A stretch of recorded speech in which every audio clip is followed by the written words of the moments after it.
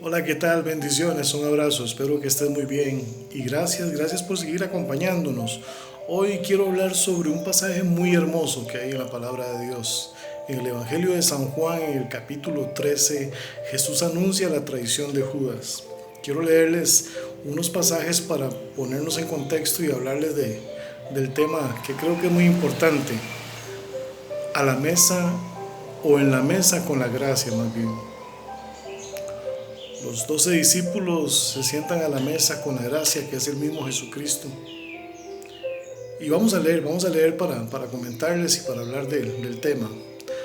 En el versículo 21 dice, habiendo dicho Jesús esto, se conmovió en espíritu y declaró y dijo, de cierto os digo que uno de vosotros me va a entregar. Entonces los discípulos se miraban unos a otros, dudando de quién hablaba. Y uno de sus discípulos, al cual Jesús amaba, estaba recostado al lado de Jesús. A este, pues, hizo señas Simón Pedro para que preguntase quién era aquel de quien hablaba. Él entonces, recostado cerca del pecho de Jesús, le dijo, Señor, ¿quién es? Respondió Jesús, a quien yo diera el pan mojado, aquel es. Y mojando el pan, lo dio a Judas Iscariote, hijo de Simón, y después del bocado Satanás entró en él.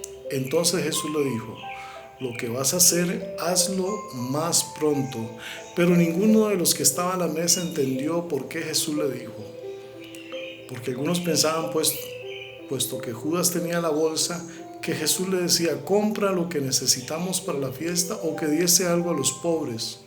Cuando él, pues, hubo tomado el bocado, luego salió y era ya de noche.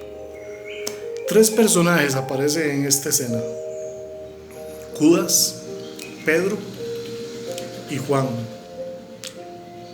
Judas no entendió nunca la gracia.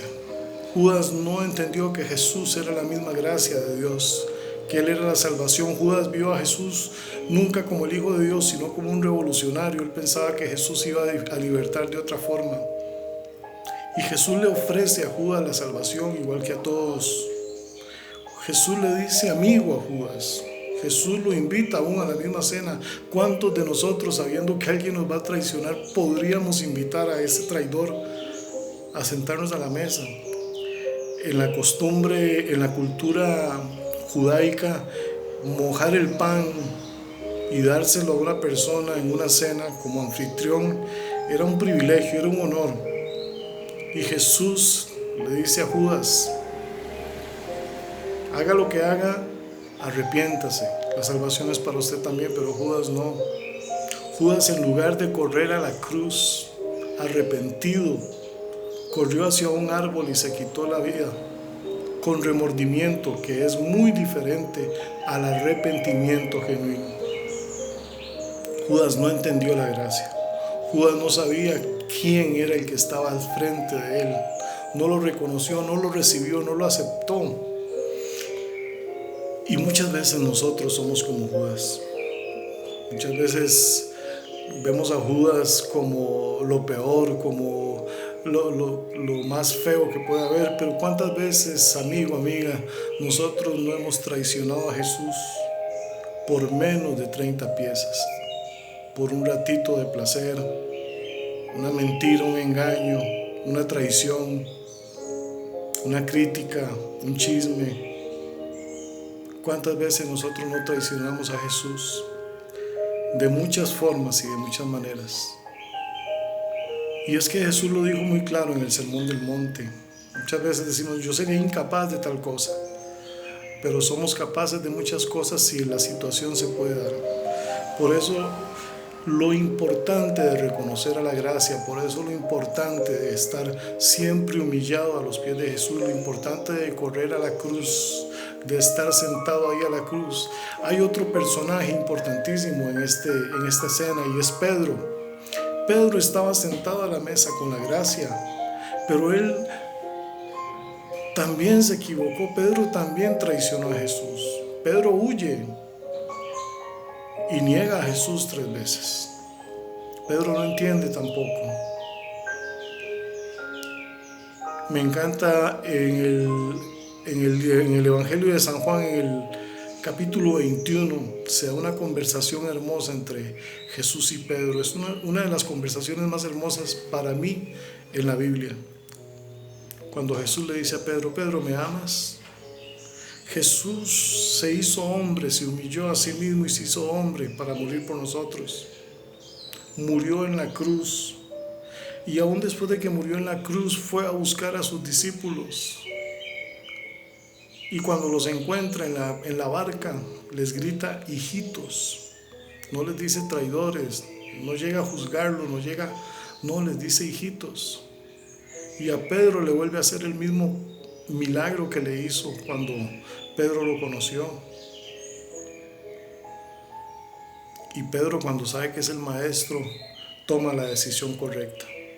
Pedro se equivocó, Pedro lo negó, pero Pedro, cuando supo que Jesús lo estaba llamando, cuando Juan, el discípulo amado, tienen que leer este pasaje, es riquísimo este pasaje, cuando Juan, el discípulo amado, se le acerca a Jesús y le dice: es el Señor, Pedro, es el Señor. Pedro corre, se tira de la barca, y no le importa si Jesús lo va a regañar, si Jesús le va a decir algo, no le importa.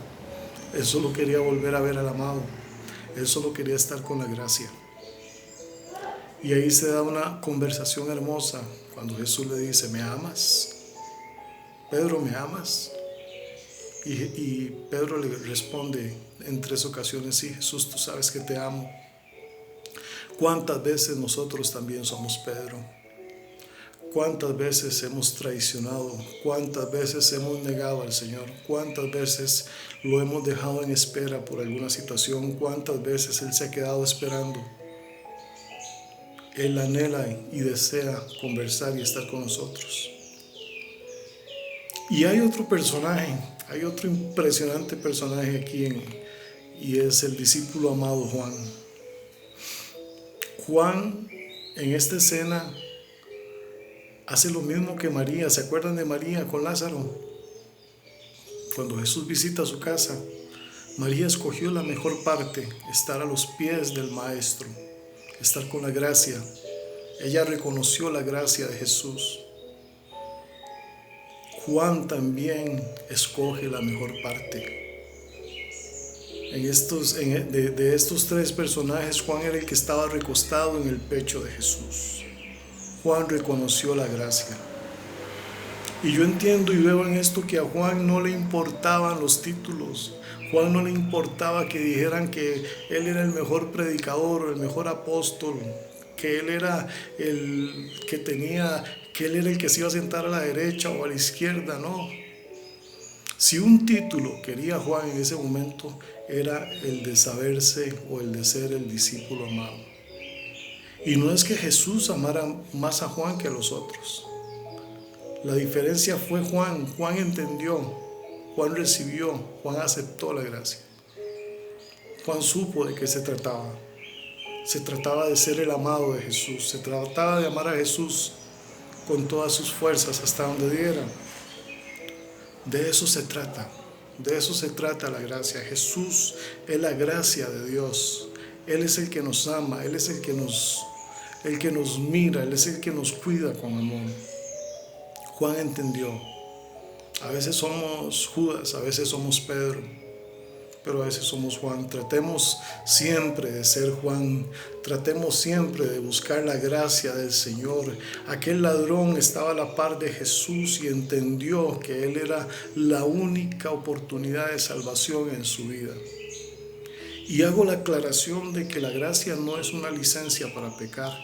La gracia no es voy y peco y me arrepiento y vuelvo. No, la gracia es entender que cuando amas a Jesús, esa gracia vas a cuidarla, vas a amarla, vas a respetarla. Vas a amar lo que ama el Padre, vas a apasionarte por lo que Dios se apasiona. Vas a aborrecer el pecado y vas a amar la santidad. Esa es la gracia, no es para estar pecando. Dice 2 Corintios 12:9, y me ha dicho: bástate mi gracia, porque mi poder se perfecciona en la debilidad. Por tanto, de buena gana me gloriaré más bien en mis debilidades, para que repose sobre mí el poder de Cristo. Amigo o amiga, no se trata de cuánto yo amo a Jesús, se trata de cuánto Él me ama.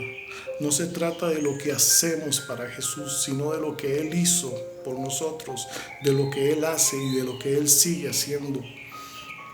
Nuestro amor puede ser muy, muy pequeño comparado, es muy pequeño comparado con el amor de Jesús. Puede ser tan pequeño que el amor de Dios es tan grande que Él se va a agachar, nos va a levantar y nos va a abrazar, nos va a abrazar.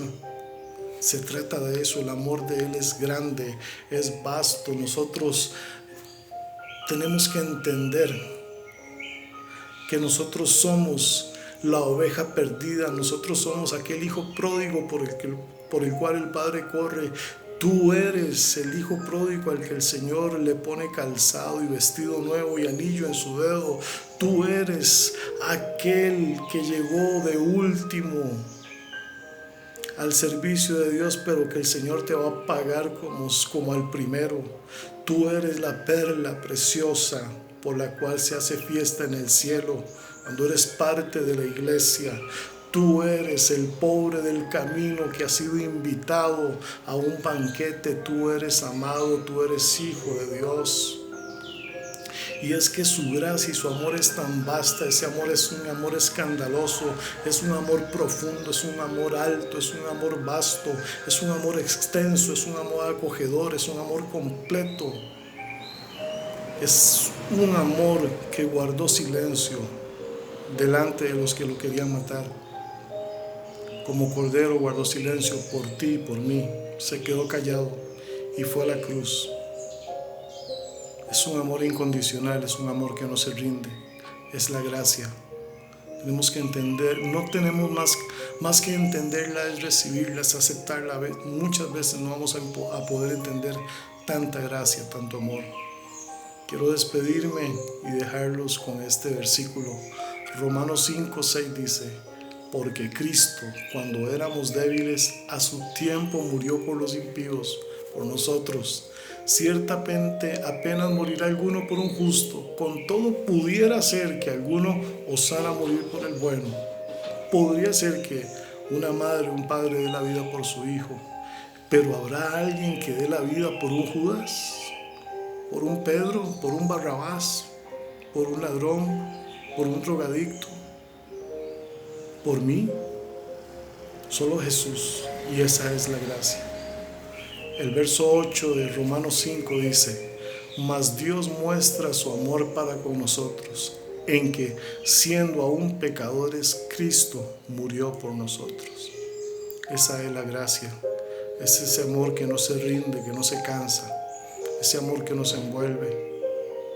No es con nuestras fuerzas, no es con nuestras habilidades, ni con nuestros estudios, ni con nuestro intelecto.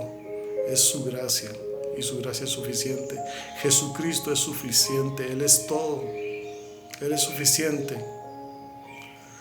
Te bendigo y te mando un abrazo y espero que nos veamos muy pronto. Gracias, bendiciones.